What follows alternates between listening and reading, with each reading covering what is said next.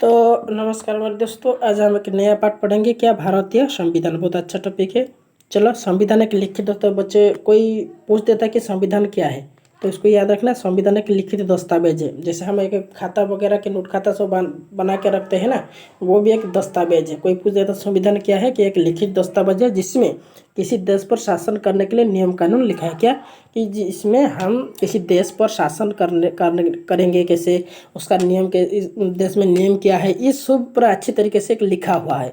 ठीक है, किसी भी लोकतंत्र के चलने वाले के संविधान महत्वपूर्ण है, क्योंकि अच्छा दस्तावेज नहीं रह गया, कहाँ पर नियम, कौन सा नियम लागू होगा, कोई कैसे शासन किया जाएगा, उसको नहीं लिखा गया तो कैसे चलेगा। तो लोकतंत्र ये अच्छे से नहीं चला जाएगा, और अच्छे चलाने के लिए संविधान महत्वपूर्ण आवश्यक है।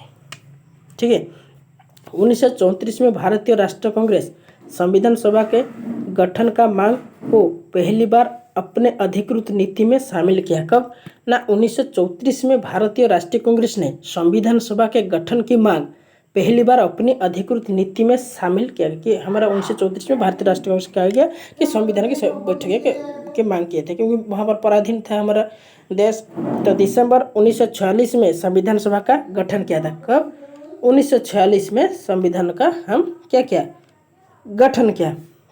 तो दिसंबर 1946 से नवंबर 1949 के बीच में संविधान सभा के स्वतंत्र भारत के लिए नए संविधान का एक प्रारूप तैयार किया गया। कब, 1946 से 1949 के बीच में संविधान सभा ने स्वतंत्र भारत के लिए एक नए संविधान का प्रारूप तैयार किया गया।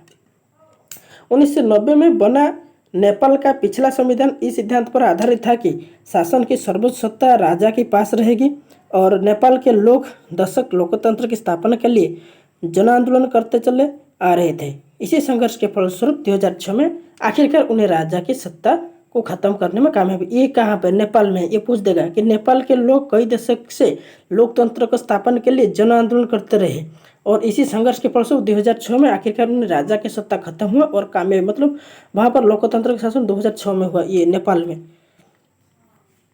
भारतीय राज्य के तीन अंग सब जानते हैं कि न्यायपालिका, कार्यपालिका और विधायिका ना। संघवाद क्या है? संघवाद एक ऐसे संस्थागत प्रणाली है जिसमें पंचायत स्तर के, प्रांतीय स्तर की सरकार और केंद्रीय स्तर की सरकार एक साथ एक ही देश में अपने अपने अधिकार के अनुरूप शासन करती है। सरकार की ऐसी व्यवस्था को संघवाद कहती है। तो इसका मतलब है देश में एक से अधिक स्तरीय सरकार, मतलब जैसे राज्यों और केंद्रों के बीच में बांटा जाएगा। मतलब संघवाद इसके तो किसी एक के हाथ में शासन नहीं रहेगा, सबके हाथ में। जैसे ग्रामीण स्तर पर हो गया, पंचायत स्तर में, ग्रामीण स्तर में, शहरांचल में, इसमें तो बांटा हुआ है सब क्षमता। भारत के संविधान से संबंधित मुख्य 3 बात लिखो।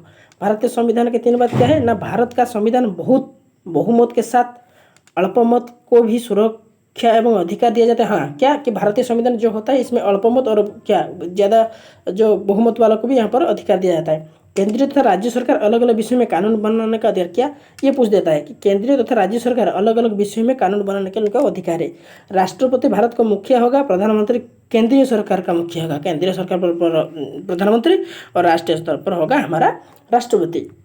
संविधान लिखे जाने, सांप्रदायिक दंगे और उग्रवादी आंदोलनों पर अस्पृश्य समझे जाने वाले जाति समूह एवं लोगों की भागीदारी बढ़ाना। संविधान लिखे जाने,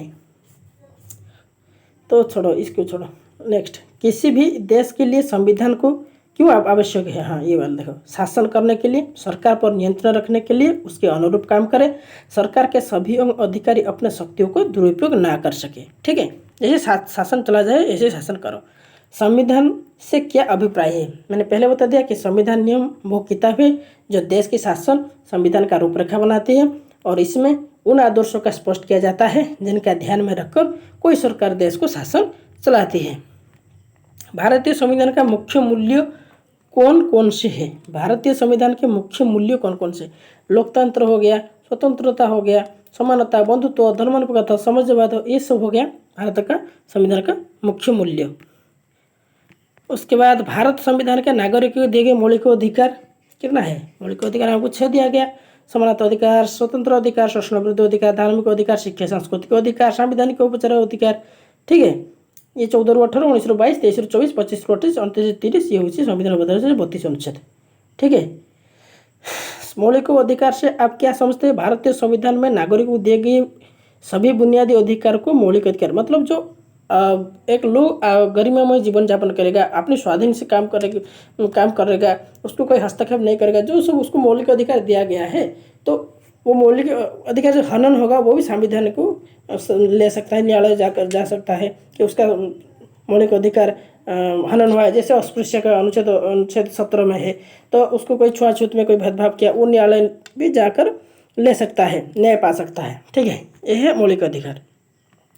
तो मौलिक अधिकार का लाभ विशेषता क्या है कि मौलिक अधिकार गलत परंपराओं, छुआछूत को रोकी लगाती है, वही वाला। कोई जाति, धर्म, लिंग आधार पर भेदभाव नहीं किया जा सकता है।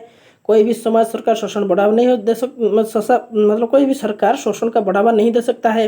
निर्भीक होकर जीने का अधिकार देता है। ठीक है, ये अभिव्यक्ति की स्वतंत्रता भी है 19 में। ये क्या होता है कि निर्भीक होकर सभी नागरिक समाचार पत्र, रेडियो, इंटरनेट आदि के माध्यम से सरकार और सरकार कार्यों और विभिन्न मामलों पर अपनी राय दे सकता है। कला के प्रयोग द्वारा अपनी रचनात्मकता की अभिव्यक्ति दे सकता है। जिसकी सीमाएं है वह किसी का भावनाओं को ठेस नहीं पहुंचा सकता और हिंसा नहीं भड़का सकता। ऐसी स्वतंत्रता का अभिव्यक्ति हम स्वतंत्रता कहा जाता है। शोषण क्या है? ना किसी व्यक्ति की मेहनत एवं स्थिति का गलत लाभ नहीं उठा सके और उसके परिश्रम का उचित मजदूर न देना, यही मौलिक अधिकार का हनन होना। शोषण विरुद्ध में अधिकार 2 प्रावधान लिखिए। शोषण अंतर्गत व्यक्ति को खरीदने और बेचने पर रोक लगाए, 14 वर्ष से कम आयु की मजदूरी नहीं करवाए, मतलब कोई भी काम न करा जाए। शोषण के विरुद्ध अधिकार शामिल है ना इंसान को खरीद बिक्री को रोक लगाए और बंधुआ मजदूरी की पर पाबंदी लगाए। ये सब जबरदस्ती कोई खतरनाक काम ना करे। शोषण विरुद्ध के अधिकार को मौलिक अधिकार से क्यों शामिल किया गया है ना? मौलिक अधिकार से वंचित शोषण विरुद्ध अधिकार को मौलिक अधिकार इसलिए शामिल किया गया है कि क्योंकि मौलिक अधिकार से वंचित ना किया जाए और किसी कमजोर स्थिति का फायदा उठाना जाए। अल्पसंख्यक से अभिप्राय क्या है? वो धर्म या समुदाय है जो भाषा आधार पर या पर लैंगिक लोग जिसकी संख्या किसी विशेष क्षेत्र या राज्य में कम है, जैसे बौद्ध, जैन, सिख, ये वाला अल्पसंख्यक कहलाती है। मौलिक अधिकार की सुरक्षा के लिए नागरिकों को कौन से अधिकार दिए गए? संवैधानिक उपचार की व्यवस्था यदि खनन होगा तो वो न्यायालय के जा सकता है और उसका कोर्ट में जाकर उसको मतलब न्याय पा सकता है। ये वाला मौलिक कर्तव्य क्या है? प्रत्येक नागरिक को राष्ट्र को नैतिकता के प्रति कुछ मूलभूत कर्तव्य दिया गया, उसे मौलिक कर्तव्य क्या है? अभी मौलिक कर्तव्य 11 है। 4 मौलिक कर्तव्य निम्नलिखित है, मतलब 11 है, यहाँ पर 4 दिया गया है। संविधान के नियम का पालन करना चाहिए। सभी नागरिकों को ध्वज और राष्ट्रगान का सम्मान करना चाहिए। देश की एकता और सुरक्षिता बनाए रखना चाहिए।